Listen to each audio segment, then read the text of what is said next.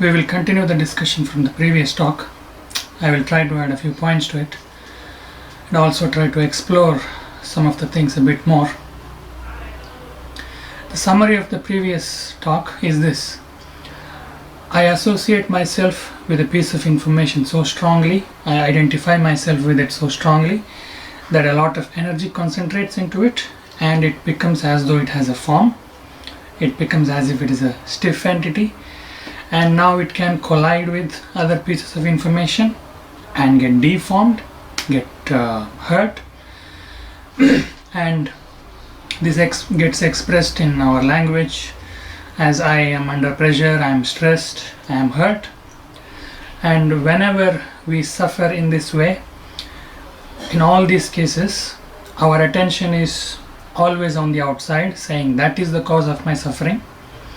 But in all such suffering, which is most of the human suffering, in all such suffering, the root cause is within us, or the root cause is the stiffening of that information, and therefore our attention should gradually gather upon ourselves. We should use this as a means that whenever the identification gets pricked or gets hurt in some way, we should use that as an opportunity, as a means to gradually gather our attention upon ourselves. This is the summary of the talk. Now, we will look into what is meant by gathering attention upon ourselves. I have many identifications. I have a gender identity, I have a national identity, I have a language identity, I have a yoga identity, I have a Bhagavad Gita identity, and so on and so on. There are numerous identifications. And any of these identifications can get hurt because of the interaction with the world.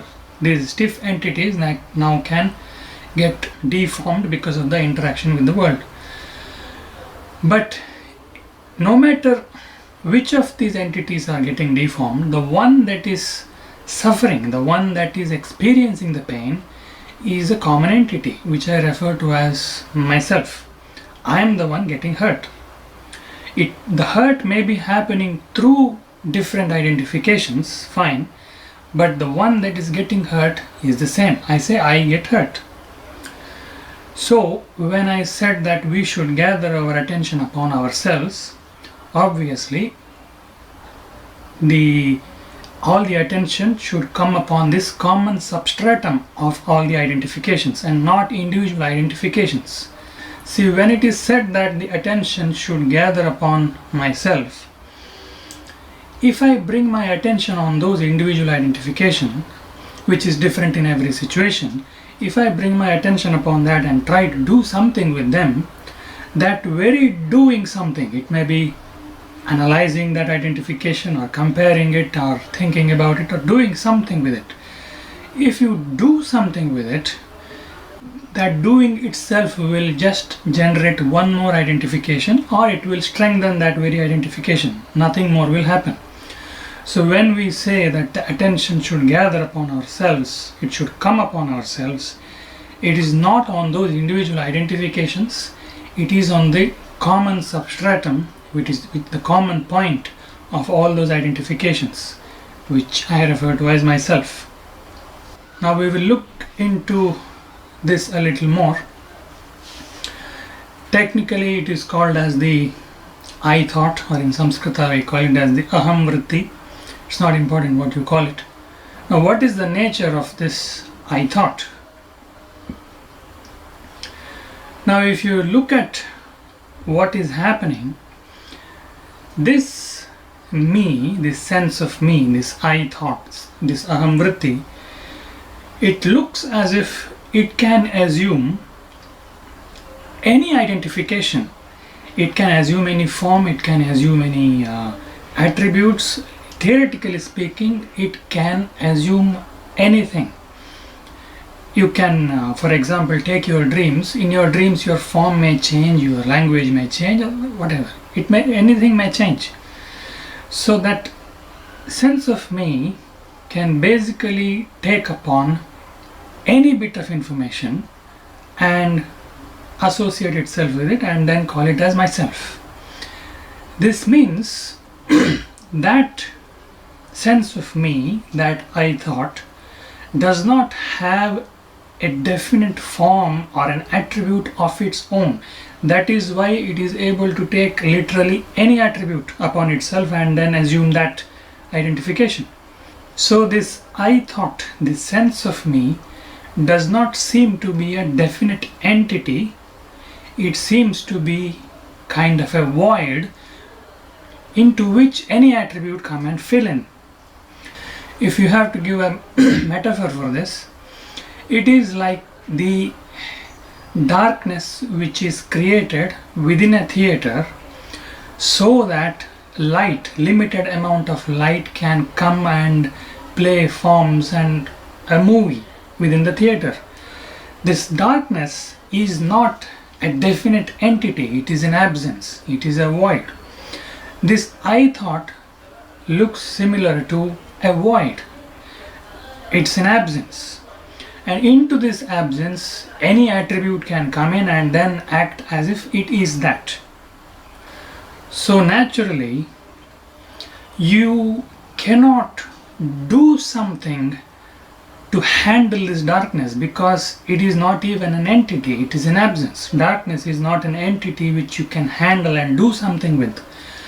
Whatever you try to do will only create more forms inside the theater. It will only create new identifications. If you try to analyze your identifications, if you try to put some effort to do something with them, run away from them, get afraid of them, fight with them, no matter what you do, one more identification, one more form will get filled into that void and one more character will appear on the screen. Nothing else is going to happen. The only thing that can be done to handle darkness is fill that space with light. And that is why it was said that we have to gather attention upon ourselves. Gathering attention is not a doing. It is not that you do something and attention is generated. No. Attention is presently getting dissipated into so many things. And all the doing, whatever it is that you do, intellectual reasoning or whatever you do, should be to eventually see clearly that there is an error. Like how we saw in the previous video, there is an error when we say that the cause of my suffering is him. That's an error because the cause of the suffering is here only. So reasoning is done so that this error will stop. As long as this error is there, the attention will keep dissipating. So the more sincerely we see this error, the more clearly we acknowledge it. Not because someone else told it. You yourself see, yes, this is so. More and more clearly, more and more strongly. The more you say it, naturally attention will no more go there. See, whenever you say, I am suffering and the cause is there, naturally then you cannot stop the attention from going there. It will go. So all the reasoning is done, the doing part, the mental work and reasoning part, it is done only to see that this is an error. It is to only sincerely see more and more clearly that the cause of this suffering is within me. I am responsible for this suffering. The more sincerely you see this, naturally the attention will stop going outside and it will focus upon yourself. And when this happens, when the light of attention, the light of awareness focuses upon into that I thought, which is an absence, which is a void, it is no more. You cannot find darkness. The moment you try to find darkness, it will no more be there. That is the only way to handle darkness. Until you don't put the light of attention into it, it will continue to act as if it is a separate entity. It will support the playing of the movie. It will support the identifications. So technically speaking, this darkness which comes about is like they say ajnana, ignorance, avidya. So this ignorance is now the foundation. It's an absence. It's not an entity. It is just an absence. This ignorance now becomes the foundation for errors to take place. Once there is ignorance, once there is darkness, now that wrong identification can happen, the error can happen. I am this, I am this, I am that. and now the movie can play. So the only way to handle this is to shed sufficient light, shed sufficient attention upon it, and the ignorance itself will be no more, because it is a non-entity. You cannot find ignorance and fight with it. The moment there is sufficient light, ignorance is no more. If there is no light, it will act as if it is an entity, and it will support all the errors that can take place upon it. Ramana Maharshi used to give a very simple example for this. It seems once a stranger went into a marriage function, and he was creating a big fuss there, trying to boss over people, bring me this, bring me that. And when somebody got suspicious, somebody from the boys' side got suspicious, and they asked him, "Who are you?" And he said, "I'm the girl's mama or something, uncle or something," he said. Then the boys' side kept quiet, and he continued his bossing over. He started making a lot of fuss in that function, and the girl's side got curious now, and they came and asked, "Who are you?" And he said, "I am the boys' uncle," or something like that. And he continued. So when the boys' side comes, he will take the role of the girl's side. When the girl's side comes, he will take the role of the boys' side. And this is what will happen if you try to deal with your identifications. This is what will happen. The I thought will assume one more role, deal with that, and then if you want to deal with this now, it will assume one more role, deal with this. This drama will continue. It's madness, basically. This madness will continue. So eventually, when both the boys and the girls' side came and cornered that man, he vanished, he ran away. Why he was pointing this out is, if all the attention comes upon that ignorance, it will no more be there. It will not even be there, because it's a non-entity. If I have to give another metaphor for this, if you have watched Harry Potter movies, series, in the third or the fourth part, I don't remember which part, there is a peculiar kind of ghost, which is called as the boggart or something like that. The nature of that boggart is, it doesn't have a form of its own. Whoever stands in front of it, whatever that person is most afraid of, it will take on that form. So if there is nobody to look at it, it doesn't have a form. It is like a phantom. It doesn't have a form of its own. It is not an existence, a definite existence. It is like it's like a void. It's like an absence. Whoever is in front of it, it will take a form accordingly. So this is just a simple metaphor, just to make the point more and more clear. So this I thought is like a vague absence. It is not a definite presence, and therefore you cannot handle it.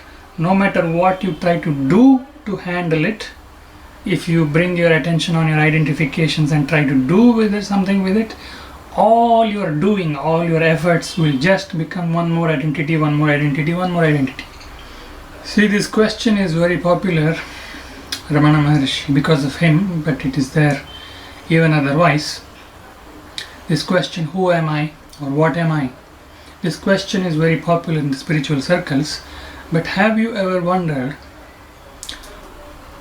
if you have that question, it's fine, but if you don't have it, have you ever wondered, why am I not even getting this question? Because this question is portrayed as one of the great means for self-inquiry, self-realization.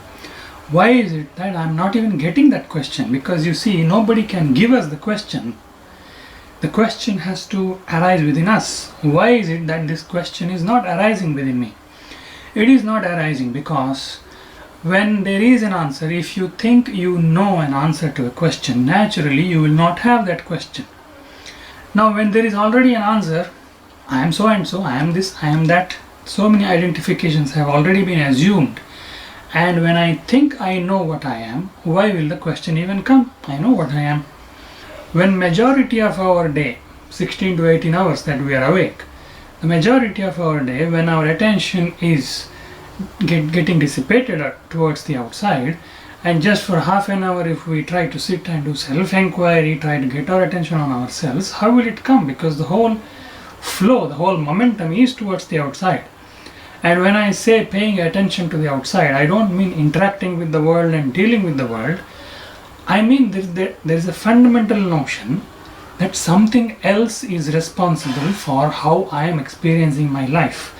and therefore everything else outside is seen as the cause of my pleasure, my pain, and my everything. And therefore, in a very fundamental way, the attention is directed outside. So when this gathering of the attention happens because of these means, what I was pointing out in the earlier video, that whenever we suffer, that opportunity can be used to turn attention upon ourselves. That is just one way to do it. You can turn attention upon yourself in hundreds of different ways. But because this is a very common thing that we encounter, that identification gets pricked and suddenly there is a gush of energy, and that energy gets wasted outside, that opportunity can be used to turn that attention and energy towards us. The more sincerely we accept that, yes, I am responsible for this, naturally the attention will come upon us. So that is just one way, that is not the only way. For example, in my case, if I have to say, this simple question, by nature, this one is very analytical, and therefore what happened with me was, this simple question occurred. Sound waves come and hit my eardrum, they vibrate, and the electrical signal go to the brain, and there is some neural activity, electrical activity. How is that getting converted to sound? This simple question drew so much attention upon myself that the gathering of attention upon myself happened through a very simple question. But many people may not be able to rise the energy levels and the attention levels by using simple questions like this, and therefore you can use other means. Like one of the means is this, the prick that the identifications undergo. In that moment there is a rise of energy and attention, but it gets dissipated outside. Instead of that, see that I am responsible and draw it within. So that is one means. Maybe I will make a series of videos how our attention always gets dissipated in this way. So I will give reasoning like this for many aspects of our life. Proper reasoning. If you go through those reasoning, naturally you will yourself see, yes, it is so. Sincerely you will see it is so, and then once you see it more clearly, attention will no more dissipate. It will come upon yourself. There is no other way. So I will try to make a series of videos trying to point out in what all ways the attention gets dissipated and how we can use our life situations to gather attention upon ourselves. Anyway, so if we use these kinds of means, these kinds of opportunities to gather attention upon ourselves, if sufficient light comes upon myself, then these identifications which are assumed to be me will kind of shudder.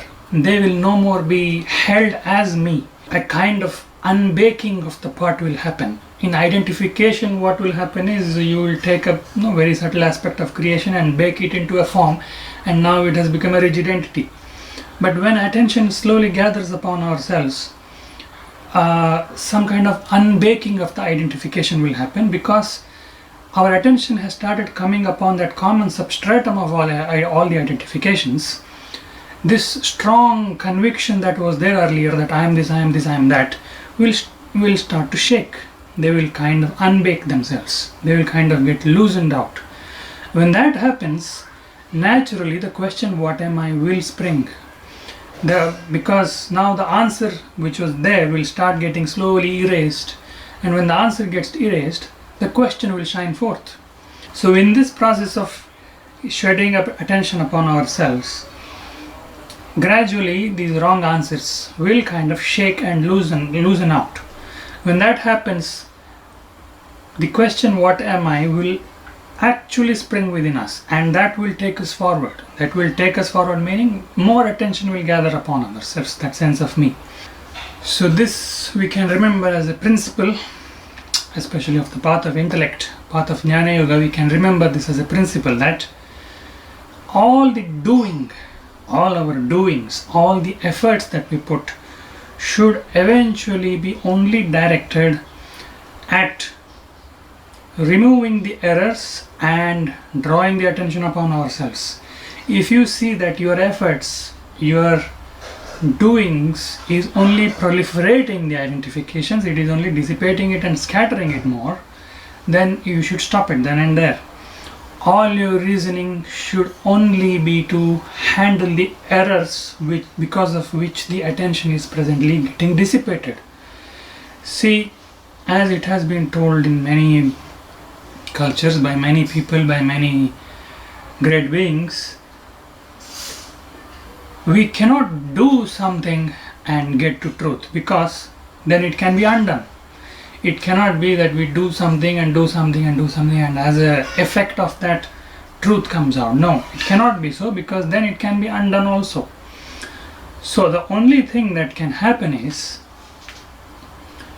we cannot do something to get to truth.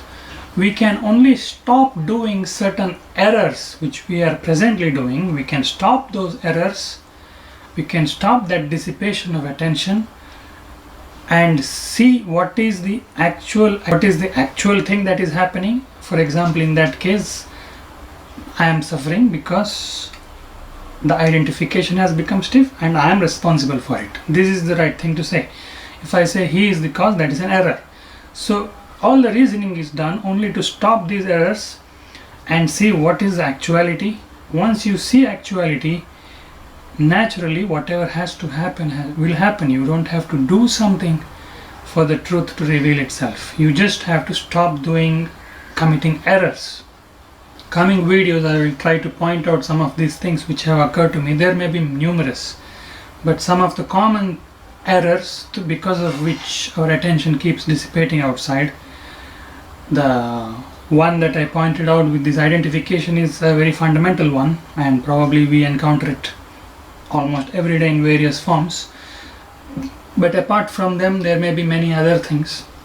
I will try to share all those in those videos, so that the errors that we have, that someone else is responsible for the way I am experiencing my life. This fundamental thing has to change. I am alone responsible for the way I am experiencing my life within me. So to gradually come to this more and more sincerely, now it may be a mere statement, but to gradually come to this more and more sincerely, we may have to do some reasoning. So the more we do it sincerely, naturally attention will come upon ourselves. And after that, whatever has to happen will happen. Now, please don't start imagining a void and all that. It will again be one more identification. That void itself will become one more identification of the I thought. So don't imagine anything, don't do anything. Just try to get your attention upon yourself. And how to get attention upon yourself? Stop the errors and more sincerely say that I am responsible for this suffering that I am going through. If you have to do something, maybe you can do this simple thing. When you say me, see the sense of me. Does it have a gender? It doesn't have a gender. The sense of me, does it have a nationality? Does it have a race? Does it belong to a species? So like this you can see that sense of me doesn't have any attribute of its own. It is surviving only because of the roles getting assumed, because the darkness doesn't have a presence. It is only surviving as the forms in the movie which is being played. So you can inquire like this and get your attention on the me thought. That will be direct inquiry. But if you cannot do that, if the questioning doesn't raise sufficient intensity in you. See, questioning means intensity actually. Question means you feel the pain of, it's an uncomfortable feeling, it's a discomfort, there is an intensity to it. But if this question doesn't come to you, if you cannot inquire intensely, then you can use the means which we will be discussing, and these identifications getting pricked and the intensity that gets generated because of that, you can make use of that.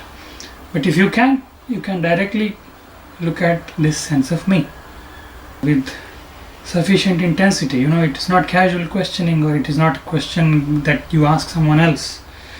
The question will bother you, and then you inquire. The sense of me cannot have this, it cannot have that. It is actually an interesting way to do it.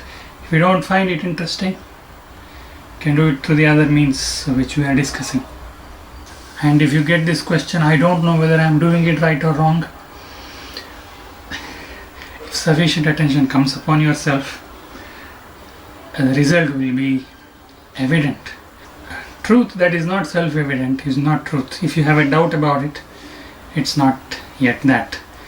So don't think too much about it. The more you think about it, I've already told what will happen. It will bring about more identifications. As a result of this attention, whatever will happen, and it will be self-evident. You don't have to wonder about it and assume the role of a wanderer.